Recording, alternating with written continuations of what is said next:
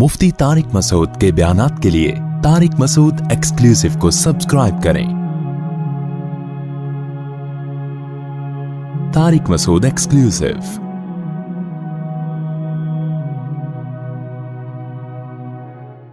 कि इस्लाम ने आपको नमाज का हुक्म दिया, खर्च करने का हुक्म दिया, आपने लोगों पे भी खर्च करना है, मस्जिद में भी खर्च करना है, दीनी मदरसों पे भी, गैर मुस्लिमों पे भी खर्च करना है। आपको कोई ज़रूरतमंद, कल मुझे किसी ने बताया, आलिम है वो, उलमा आलिम तो नहीं, उलमा के साथ बैठते हैं, एक गोरे को ज़रूरत थी, कहते हैं मैंने इतना खर्च किया उसके ऊपर, वो बड़ा हैरान हो रहा था। भाई हर एक पे खर्च करो, इंसान पे खर्च करो, आप मुसलमान कंजूस नहीं होता।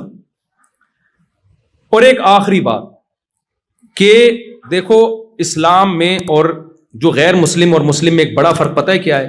इस्लाम ये चाहता है कि आपके रिलेशन हो, जबकि जो गैर मुस्लिम है ना वो इनफिरादी जिंदगी की तरफ जा रहे हैं। इंडिविजुअल लाइफ होनी चाहिए हर एक की। समझते हो कि नहीं समझते? ये बहुत अहम बात है और वाकई आखिरी है कि वो उनके यहां रिलेशन की कोई वैल्यू बोलो नहीं। मैं अपना कमाता हूं, तुम अपना कमाती हो, अपनी चाय खुद बनाओ, मैं अपनी चाय खुद बनाऊंगा, और अब्बा अम्मा का जो सेटअप चल रहा है मार्केट में वो कोई बहुत ज़्यादा काबिल तारीफ नहीं है। अब्बा होते भी हैं, नहीं भी होते हैं तो वो होना ना होना अब्बा का क्या है, तकरीबन बराबर ही है। ओल्ड हाउस ठिकाना हो सकता है, कुछ लोग घर में भी रख लेते हैं, कोई इतना वैल्यू नहीं है इनके यहाँ इन चीज़ों की। ये ठीक है भाई, इनका मजहब है, जैसा इनका मजहब इनको कहता है, इनका कल्चर कहता है, चलते रहें। लेकिन आप या तो इनके कल्चर का कलमा पढ़ लो या इस्लाम का कलमा पढ़ लो। इस्लाम का जब कलमा पढ़ोगे तो इस्लाम रिलेशन का कायल है, खालिक और मखलूक का मजबूत रिलेशन चाहता है इस्लाम। आप अल्लाह को अपनी जिंदगी से नहीं निकाल सकते, उस रिलेशन के लिए इस्लाम ने कहा नमाज पढ़ो, हज करो, ज़कात दो, रमज़ान में तरावी है, रोज़े हैं, और सदकात व खैरात हैं अल्लाह की खातिर। ये सारी जिक्र अस्कार है, ये सब अल्लाह और मखलूक का रिलेशन दुरुस्त करने के लिए। फिर अल्लाह ने मखलूक का आपस में भी एक रिलेशन रखा है, आप उस रिलेशन से दस्तबरदार बोलो नहीं। उनमें सबसे पहले वालिदैन, दादा दादी, नाना नानी, आप उनको ओल्ड हाउस में जमा नहीं करा सकते।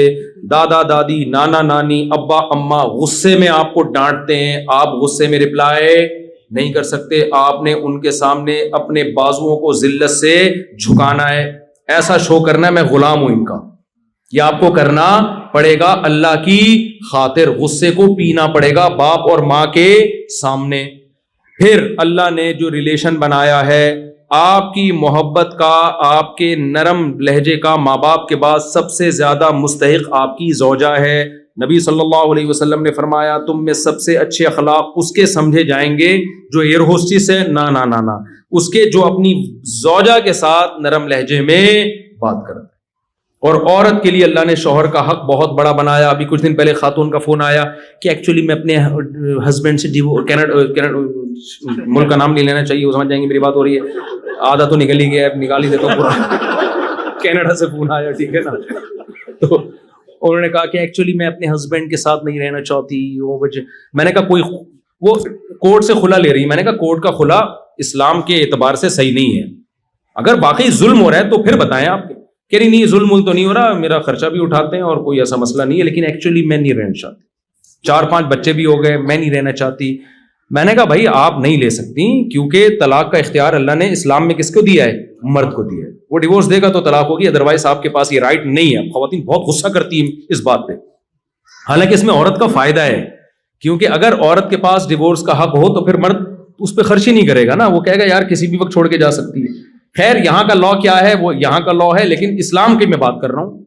इस्लाम ये कहता है कि डिवोर्स का हक किसके पास है? मर्द के पास है।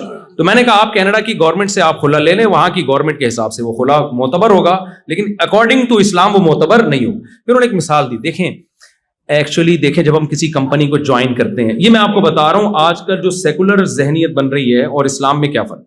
एक्चुअली हम जब किसी कंपनी को ज्वाइन करते हैं तो हम अपनी मर्जी से आते हैं, फिर हम जब छोड़ना चाहते हैं तो हमारा एग्रीमेंट होता है, तो हम जब चाहे छोड़ दें उसको। तो ये शादी भी तो एक कॉन्ट्रैक्ट है ना, एग्रीमेंट है ना, कि हम दोनों इकट्ठे लाइफ गुजारेंगे, हमारे गम और खुशियों में शरीक होंगे। तो अब मैं उस कॉन्ट्रैक्ट को खत्म करना चाहती हूँ, तो उसमें क्या खराबी है? मैंने कहा देखें आपका जो मियाँ है वो कंपनी नहीं है, वो कोई नेस्ले की कंपनी بولو, یا شنگریلا کمپنی نہیں, وہ میاں ہے وہ, کہ کانٹریکٹ ہوا تھا, جب کانٹریکٹ ختم کر, میاں بھی جب چھوڑنا چاہتا ہے نا تو اس کے لیے بھی ایک طریقہ رکھا ہے, ایک طلاق ہے, پھر دوسری ہے, اور اگلے طہر میں ہے, اسی وقت نہیں دینی, اور اس میں بھی پہلے اللہ نے کہا کہ خاندانوں کو بٹھاؤ, جوڑ کی کوشش کرو, وہ بھی ناکام ہوتی ہے, تو پھر جو ہے اور بہت سارے پروسیس اسلام نے بتائے ہیں, محبت سے وغیرہ, بستر الگ کر دو, روٹھ جاؤ, اس کے بعد جا کے پھر رکھا ہے کہ مجبوری ہو تو پھر ایک دفعہ, اور اس میں بھی رجوع کا حق رکھا ہے اگلے مہینے, 3 مہینے سے پہلے ایک پروسیس بیان کیا, اور اس کو بھی اس سارے پروسیس کے بعد بھی ناپسندیدہ کیا ہے کہ اچھا کام نہیں کر رہا ہے, کوئی اپریشیٹ, ماشاء اللہ 6 عورتوں کو طلاقیں دے چکا ہے, اس کو ایوارڈ ملنا چاہیے, کوئی قابل تعریف کام بولو نہیں. اور آپ کے پاس تو رائٹ اس وقت ہے جب کوئی بیسک حقوق میں ڈنڈی مار رہا ہو, بیسک حقوق میں, تو اس کی بھی ایک ڈیٹیل ہے, ایسا نہیں ہے کہ وہ چھوٹی موٹی باتوں پہ جو ہے نا وہ کھلا لینا شروع کر دیں.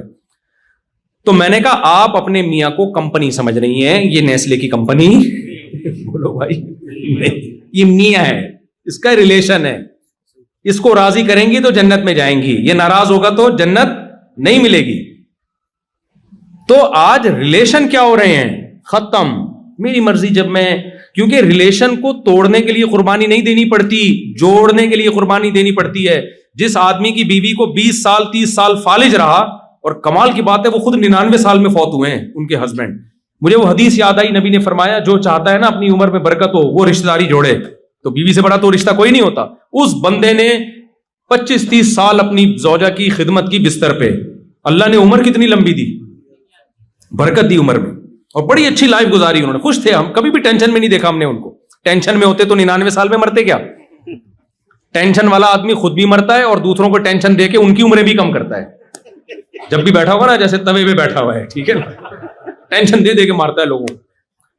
تو اب انہوں نے کیا کیا میرے بھائی, دیکھو اللہ کا خوف تھا نا کہ ریلیشن, اسلام کیا چاہتا ہے, ریلیشن, تو مضبوط کیا ریلیشن کو. تو ریلیشن توڑنے کے لیے قربانی نہیں دینی پڑتی, ریلیشن جوڑنے.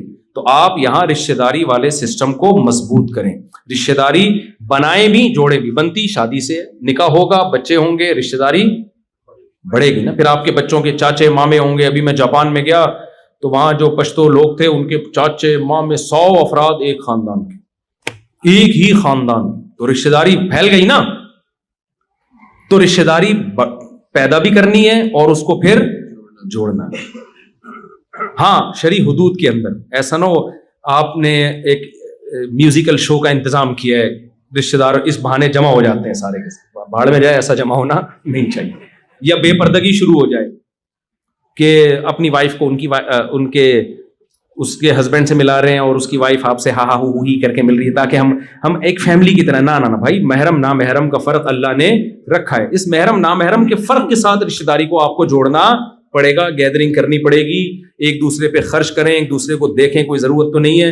اللہ نے غیر مسلموں پہ بھی خرچ کرنے کا حکم دیا اور اپنے رشتہ داروں کو زیادہ فوکس کیا ہے. نبی نے فرمایا ایک صدقہ غیروں کو دیتے ہو اس سے 1 ثواب ملتا ہے, جب رشتہ داروں کو دو گے, خرچ کرو گے تو دگنا ثواب ملے گا. کیوں؟ ایک صدقے کا, ایک رشتہ داری جوڑنے کا. کیونکہ پیسوں سے جتنا رشتے جڑتے ہیں دنیا میں کسی چیز سے نہیں. کتنا بھی روٹھا ہوا ہو نا, پیسے پکڑا دو اس کی جیب کوئی بھی. آخری بات ہے, آخری مثال, پیسے سے جڑتا بھی ہے ٹوٹتا بھی ہے. آج کتنے لوگ ہمیں شکایت کرتے ہیں, یار ہمارے رشتہ دار آسٹریلیا آئے, پیسہ آ گیا, اب ہمیں سلام کرنا بھی انہوں نے چھوڑ دیا. جب پاکستان جاتے ہیں نا تو ان کو انسلٹ محسوس ہوتی ہے, یہ رکشے والا میرے پاس آ کے کیوں بیٹھ رہا ہے, یہ ٹماٹر والا ہے, یار یہ میرے سٹینڈرڈ کا نہیں ہے. او بھائی, آپ کا بھائی ہے, آپ کی بہن ہے, آپ کا چچا زاد ہے, آپ کا کزن ہے, آپ کی کزن ہے. آپ کو تکبر زیب یہ اللہ کی دین ہے, کسی کو زیادہ دیتا ہے کسی کو کم دیتا ہے. آپ نے ان کے ساتھ ذرا بھی اکڑ دکھائی نا, اللہ کی نظر میں فرعون بن جاؤ گے آپ. فرعون کے ساتھ ٹیکنیکل فالٹ کھوپڑی گئی تو تھا, پیسہ عزت آئی تو کھوپڑی نے کام کرنا چھوڑ دیا. تو رشتہ دار, ماں باپ کیسے ہی گنوار ہوں, دیہاتی ہوں, آپ کتنے پڑھے لکھے ہو گئے بھائی, آپ ماں باپ سے آگے نہیں نکل سکتے. اصل انگلش آ جاتی ہے, ابا پنجابی بول رہے ہیں تو ابا ہی نہیں اچھے لگ رہے, یار یہ تو پینڈو ٹائپ کے ہیں, ان کو تو تمیز سے بات نہیں کرنا. اور بھائی وہ آپ کا باپ ہے.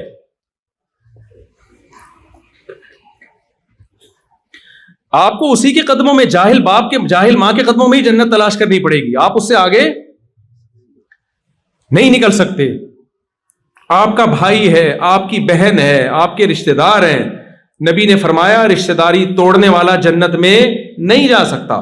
تو آپ کو ریلیشن کو جوڑنا پڑے گا، پیسوں کے ذریعے بھی، اخلاق کے ذریعے بھی. نبی نے فرمایا رشتہ داری جوڑنے والا وہ نہیں ہے کہ وہ تم سے جڑے تم بھی جڑو، یہ تو سب کر لیتے ہیں. فرمایا جو ٹوٹ رہا ہے اس کو بھی جوڑنے کی کوشش کرو. کس کی خاطر؟ اللہ کی خاطر. اصل میں یہ جو ماں باپ کا تذکرہ آتا ہے نا، تھوڑا سا میں تھوڑا کنٹرول سے باہر ہو جاتا ہوں.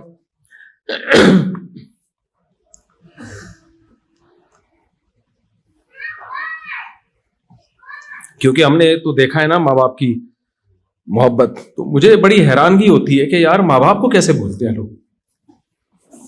یعنی والدین سے زیادہ تو کوئی تصور، کوئی محبت کی مثال دی نہیں جا سکتی، کوئی مثال نہیں دی جا سکتی. اس کو آ کے کیسے بھولتے ہیں یار. میں تو یعنی بہت حیرانگی ہوتی ہے کہ ماں باپ کو کیسے بھول جاتے ہیں. ابھی کچھ دن پہلے کسی نے بتایا کہ کوئی خاتون اپنے ماں کو ڈانٹ رہی تھی. اس بیچاری سے امیگریشن میں کوئی اس کو نہیں آ رہا ہوگا بورڈنگ کارڈ کیسے لگایا جاتا ہے، پڑھی لکھی نہیں ہے، تو اس کو سنا رہی ہے، گھنٹے سے سمجھا رہی ہوں. تو یار یہ تم پڑھے لکھ گئے ہو، وہ تھوڑی پڑھے لکھے ہیں. ایک باپ نے، بوڑھے باپ نے اپنے بیٹے سے پوچھا بڑھاپے میں نا، کیونکہ آج کل اولادوں کے پاس، بوڑھے ماں باپ کے پاس بیٹھنے کا ٹائم نہیں. کہتے اتنی دیر میں ہم لائف کو انجوائے کر لیتے، ان کی بڑھاپے میں انسان کی عقل صحیح کام نہیں کرتی ہے. تو ایک بوڑھے باپ نے اپنے بچے سے پوچھا بیٹا یہ کیا؟ کوا بیٹھا ہوا تھا. بیٹے نے کہا کوا ہے. پھر بھول گیا بیچارہ، پھر دوبارہ پوچھا، 2-3 دفعہ پوچھا. بیٹے کا میٹر، کیونکہ پڑھا لکھا بہت ہے نا، ایجوکیشن ہے، اور فضول سوالات سے ڈپریشن میں جاتا ہے. یہ فضول سوالات سے کس میں جاتا ہے؟ اس نے اسکول میں پڑھا ہے کہ فضول باتیں نہیں کرنے دو، نہ کرو نہ کسی سے سنو. تو اس کو 2-3 دفعہ میں غصہ آ گیا. بولا اندھے ہو ابا، نظر نہیں آ رہا. 100 دفعہ بولا کوا ہے، کیوں دماغ کھا رہے ہو میرا؟ باپ کو نا اپنا واقعہ یاد آ گیا. اس نے کہا بیٹا جب تو چھوٹا تھا نا، تو نے 10 دفعہ پوچھا تھا، 10 دفعہ پوچھا تھا یہ کیا ہے، اور میری پیشانی پہ ایک دفعہ میں بھی لکیر بولو نہیں آئی. یہ ہوتا ہے. کتنا تنگ کرتے ہیں بچے ماں باپ کو. کیا ماں باپ عیدی سینٹر میں جمع کرا دیتے ہیں ان کو؟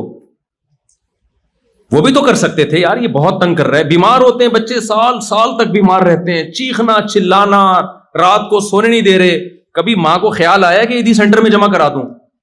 آپ کو کیسے خیال آتا ہے کہ بوڑھا ہو گیا تو اولڈ ہاؤس میں جمع کرا دوں اس کو میں؟ یہ کیسے خیال آ سکتا ہے بھائی آپ کو؟ وہ چیخ رہا ہے تو آپ بھی چیخنا شروع کر دو اس کے سامنے. تو یہ اللہ کا حق ہے بھائی. یہ کس کا حق ہے؟ ماں باپ کی خدمت کرنا ماں باپ کا حق نہیں ہے. کس کا حق ہے؟ یہ اللہ کے کہنے پر ہم کر رہے ہوتے ہیں. اللہ نے آرڈر دیا ہے ہمیں. عیسیٰ ابن مریم ماں کی گود میں تھے جب اللہ نے بولنا سکھایا. تو ماں کی گود میں جب بول رہے ہیں نا کہ میں بغیر باپ کے ہوں، میں ولد الزنا نہیں ہوں، مجھے کس نے پیدا کیا؟ اللہ نے. اسی وقت کہہ رہے ہیں کہ مجھے اللہ نے حکم دیا ہے کہ نماز قائم کروں، زکات دوں، وبرم بوالدتی، میں پیغمبر بنوں گا، اور ایسا پیغمبر جو قرب قیامت میں نازل ہو کر مسلم امت کی قیادت کروں گا. لیکن مجھے حکم دیا ہے کہ میں اپنی ماں کے ساتھ اچھا سلوک کروں. اتنے بڑے پیغمبر کو اللہ ماں کی گود میں بتا رہا ہے کہ بڑے ہو کر اپنا مقام دیکھ کر اپنی ماں کو تمہیں بھولنے کی اجازت بولو نہیں ہے. تو بھائی یہ بہت بڑا حق ہے، اس کو آپ ہلکا نہ سمجھیں. یہاں نسلیں بڑی بدتمیز ہو رہی ہیں آج کل کی.